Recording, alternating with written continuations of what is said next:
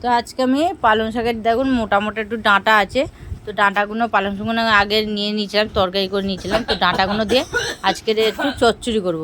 তো দেখুন ডাঁটাগুলো কেটে নিয়েছি, এখানে আলু, বেগুন, একটু ঝিঙে আর কুমড়ো কেটে নিয়েছি, নিয়ে এটাকে একটু চচ্চড়ি। তো প্রথমে কড়াইতে আমি সর্ষের তেল দিয়ে দিচ্ছি, শুকনো লঙ্কা, পাঁচফোড়ন দিয়ে দিলাম, দিয়ে সবজি পেঁয়াজ দিয়ে দেবো একটু। আপনারা পেঁয়াজটা যদি না দেন নিরামিষ করতে হলে পেঁয়াজটা বাদ দেবেন। তো পেঁয়াজটা দিয়ে একটু পেঁয়াজটা ভেজে নিয়েছি, নিয়ে এবার সব সবজিগুলো এর মধ্যে দিয়ে দিচ্ছি। এটা খেতে খুব ভালো হয়েছিলো, আপনারা রুটির সঙ্গেও খেতে পারবেন। এটা দারুণ হয়েছিলো, রুটির সঙ্গে ভাতের সঙ্গে খুবই ভালো লাগবে, চচ্চড়িটা দারুণ হয়েছে। তো পালং শাকের ডাঁটা মাটা ফেলবেন না, এইভাবে চচ্চড়ি করবেন, খেতে দারুণ লাগবে।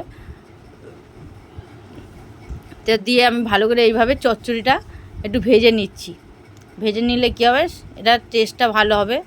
তো একটু ভেজে নিচ্ছি, নিয়ে এবার এর মধ্যে দিয়ে দেবো নুন, সাধারণত নুন দিয়ে দিচ্ছি, হলুদ গুঁড়ো দিয়ে দিলাম, জিরে গুঁড়ো দিয়ে দিলাম, একটু ধনে গুঁড়ো দিয়ে দিচ্ছি। আপনারা ঝাল খেলে এতে লঙ্কা দিয়ে দেবেন, আমি লঙ্কা ফোড়নে দিচ্ছি, বেশি ঝাল করিনি। তো দিয়ে সব সবজি মশলা দিয়ে ভালো করে এটাকে ভেজে নিচ্ছি। এবার ভেজে নেবেন, নিলে খুব ভালো হবে। তো এবার এটা আমি জল দিয়ে দিলাম, ভালো করে ভেজে টেজে নিয়ে এবার জল দিয়ে দিলাম, দিয়ে এবার এটাকে জল দিয়ে এবার ঢাকা দিয়ে কিছুক্ষণ রান্না করে নেব, যাতে এগুলো সিদ্ধ হয়ে যায় সেই মতন রান্না করে নেবো। তো দেখুন একটু সিদ্ধ হয়ে গেছে, আর একটু জলটা একদম কমিয়ে দেবো।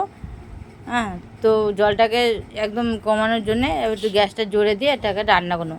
তো যে সকল বন্ধুরা আমার ভিডিওটা দেখছো, ভালো লাগলে একটা লাইক, কমেন্ট, সাবস্ক্রাইব করে পাশে থাকবেন। নতুন নতুন বন্ধুদেরকেও বলছি। তো দেখুন রেসিপিটা হয়ে গেছে, চচ্চড়িটা একদম হয়ে গেছে। তো কেমন হলো বন্ধুরা কমেন্টে অবশ্যই জানিয়ে দেবেন, লাইক কমেন্ট শেয়ার করে দেবেন অনেক অনেক করে। তো এখনও মতন এলাম, নতুন ভিডিও না আবার ফিরে আসবো। নমস্কার।